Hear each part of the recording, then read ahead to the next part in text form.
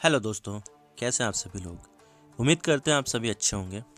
Recently media में खबरें आ रही हैं कि भारत का अब तक का सबसे बड़ा आईपीओ यानी इनिशियल पब्लिक ऑफरिंग आ रहा है और वो कोई और नहीं बल्कि पेमेंट कंपनी पेटीएम ला रही है। ये आईपीओ लगभग 16,600 करोड़ रुपए का होगा, जिसे बोला जा रहा है कि ये भारतीय स्टॉक मार्केट की हिस्ट्री का सबसे बड़ा आईपीओ होने जा रहा है। इसके लिए पेटीएम ने DRHP ड्राफ्ट सेबी को सबमिट किया था, जिसका अप्रूवल सेबी ने दे दिया है। चलिए आज इस आईपीओ के बारे में बात करते हैं, लेकिन उससे जुड़ी हुई न्यूज़ देख लेते हैं। ये द इंडियन एक्सप्रेस का आर्टिकल है। SEBI gives nod to 16,600 crore Paytm parent IPO set to be India's largest. Nod का मतलब मंजूरी होता है। Paytm get SEBI nod for 16,600 crore IPO. इसके बारे में मैं आगे बताऊंगा। The Telegraph, Paytm IPO gets SEBI approval. ये Zee business Hindi, Paytm IPO, देश के सबसे बड़े आईपीओ को सेबी की मंजूरी। कंपनी इशू से जुटाएगी 16,600 करोड़ रुपए। और एक और ये है, त्योहारों पर लगेगी पेटीएम के शेयरों की सेल, आईपीओ को सेबी की हरी झंडी। तो वापस आते हैं अपने टॉपिक पर। जैसे कि मैंने आपको बताया कि यहाँ पर पेटीएम अपना आईपीओ ला रही है, लेकिन हम पहले समझते हैं ये आईपीओ होता क्या है। तो जब भी कभी कोई कंपनी या इंस्टीट्यूट को अपना बिजनेस आगे बढ़ाने के लिए पैसे चाहिए होते हैं तो वो फाइनेंशियल मार्केट की तरफ जाती है। फाइनेंशियल मार्केट दो तरह की होती है। एक होती है मनी मार्केट, जिसके अंदर कमर्शियल पेपर, ट्रेजरी बिल्स और सर्टिफिकेट ऑफ डिपॉजिट होते हैं। लेकिन इस चीज़ का इस्तेमाल कंपनियां बहुत कम करती हैं, क्योंकि यहाँ लोगों के डिपॉजिट पर पैसा देना पड़ता है और इसका रिस्क कंपनी के खुद के ऊपर होता है। तो ये ऑप्शन मोस्ट कंपनियां अवॉइड करती हैं। और दूसरा होता है कैपिटल मार्केट, जिसके अंदर शेयर्स, बॉन्ड्स और डेरिवेटिव्स होते हैं। और शेयर्स में भी दो कैटेगरी होती है। पहली कैटेगरी प्राइमरी मार्केट और दूसरी category secondary market. Primary market वो मार्केट होती है जहां पर कोई company first time shares issue करती है, जिसको आईपीओ कहते हैं, और यहाँ पर पेटीएम भी इसी कैटेगरी में आ रही है। और जो सेकेंडरी मार्केट होती है, जब कंपनी अपना आईपीओ लाती है और उसके बाद वो लिस्ट हो जाती है तो उसमें नॉर्मल सेल परचेस चलते हैं, तो उसको सेकेंडरी मार्केट कहते हैं।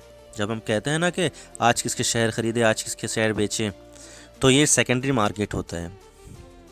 तो अब हम पेटीएम के आईपीओ के बारे में बात करते हैं। तो यहाँ पर पेटीएम की पेरेंट कंपनी, जिसका नाम 197 कम्युनिकेशन, जो नोएडा में स्थित है, उसने अपना ड्राफ्ट सेबी को अप्रूवल के लिए दिया था और सेबी ने ये अप्रूव कर दिया है।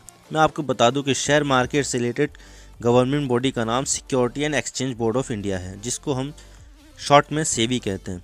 तो यहाँ पर भारत का सबसे बड़ा आईपीओ पेटीएम ला रही है, जिसकी वैल्यू 16,600 करोड़ हो सकती है। ये अभी पूरी तरह से कंफर्म नहीं हो पाया है, अमाउंट थोड़ा ऊपर या नीचे हो सकता है, लेकिन चांसेस इसके थोड़ा ऊपर जाने के ही है।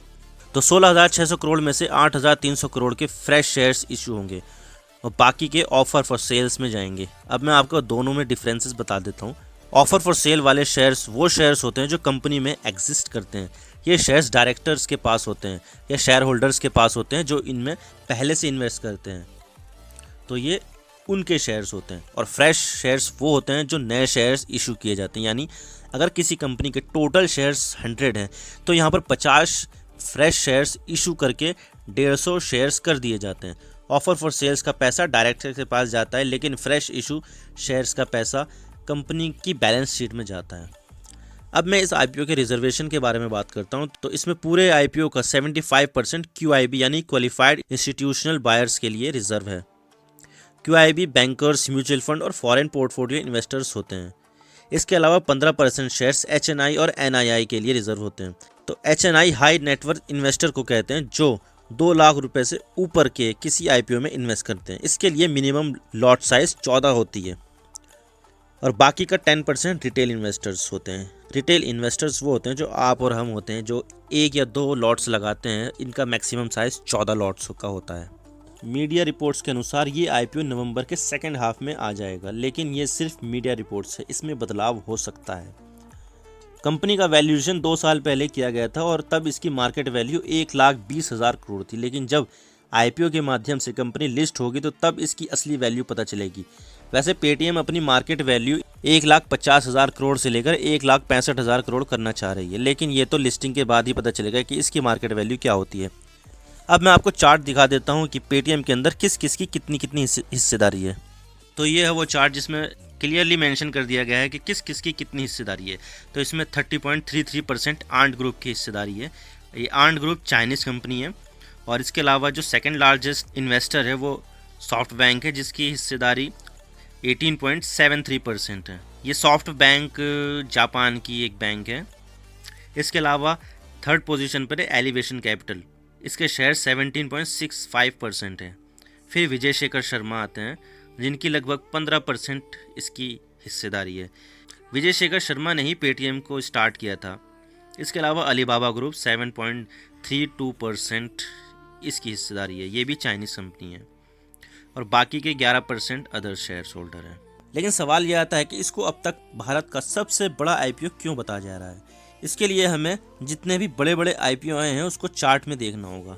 तो मैं आपको चार्ट वो दिखा देता हूँ। तो ये रहा वो आईपीओ का चार्ट जिसमें अब तक जितने भी बड़े बड़े आईपीओ भारत में आए हैं उन सब की लिस्ट बना दी गई है। तो लास्ट पोजीशन पे है आईसीआईसीआई प्रू लाइफ। ये एक लाइफ इंश्योरेंस कंपनी है जिसका आईपीओ 2016 के सितंबर महीने में आया था। इसका साइज़ 6057 करोड़ था।